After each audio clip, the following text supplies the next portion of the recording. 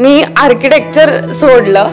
माझी जर्नी बघायला गेलं तर खूप अप्स अँड डाऊन्स. मोठा डाऊन होता तेव्हा तो होता. त्यांना बार काउंटर डिझाईन करायचं होतं. माझ्याकडे टीम नव्हती. सीडी वरती चढले नव्हते. हाईटची भीती वाटते. खाली न बघता रोप करायचं ते खूप काम अवघड आहे. तू होता, तू मोटिवेट केलं म्हणून इंटिरियरला घेतलं.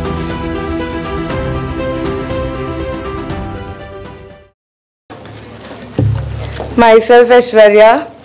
तसं बघायला गेलं तर मी बहीण लागते त्याची.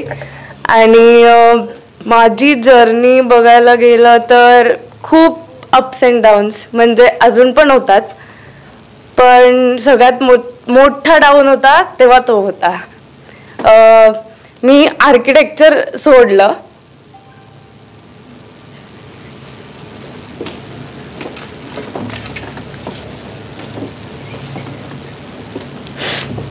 तू होता, तू मोटिवेट केलं म्हणून इंटिरियरला घेतलं.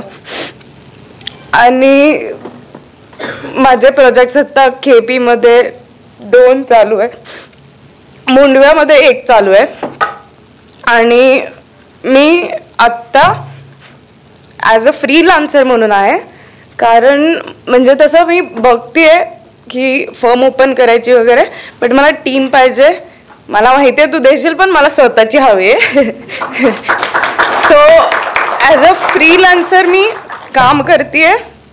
आणि मी माझे व्हिडिओ प्लीज करायला हवं का. मी हे सिंगल हँडेडली काम केलं ते केपीमध्ये होतं.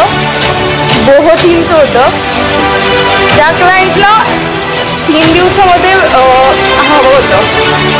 3 दिवसामध्ये त्या क्लायंटला त्यांची बर्थडे पार्टी होती. त्यांना बार काउंटर डिझाईन करायचं होतं. माझ्याकडे टीम नव्हती. काम तर घेतलंय, आता काय करू. एकटीने कधी मी सीडी वरती चढले नव्हते. हाईटची भीती वाटते. 7th फ्लोअरला तिचा बंगलो. तिच्या बाल्कनीमध्ये लिटरली खाली न बघता रोप करायचं ते खूप काम अवघड आहे. सकाळी 7ला जायचं, रात्री 11ला यायचंय. घरी ओरडायचे लेट व्हायचं म्हणून, बट ठीक आहे, चालतं तेवढं. आणि जेव्हा जर्नी माझी स्टार्ट केली मी आयबेटमध्ये, तेव्हा एक गंमत सांगते. मी कॉल करायचे. आता बहीण आहे, थोडं हेल्प करायला लागेलच. मार्केटिंग केली थोडी. तिथे मी एक नोटीस केलं. आय मीन तिथे मी बघितलं.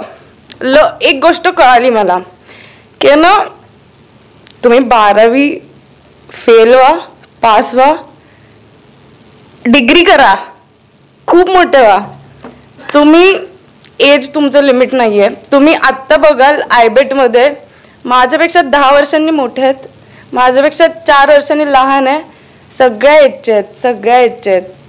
इथे आयबेटमध्ये तुम्हाला कोणी क्वालिफिकेशनवरून जज करणार नाही, एजवरून जज करणार नाही, कुठल्या त्याच्यावरून जज करणार नाही. तुम्हाला ॲज अ पर्सन तुम्ही किती मेहनत घेताय त्याच्यावरून जज करणार. So I bet is the best. आणि असं पण माहिती मला बेस्ट आहे. थँक्यू. आणि रडल्याबद्दल सॉरी.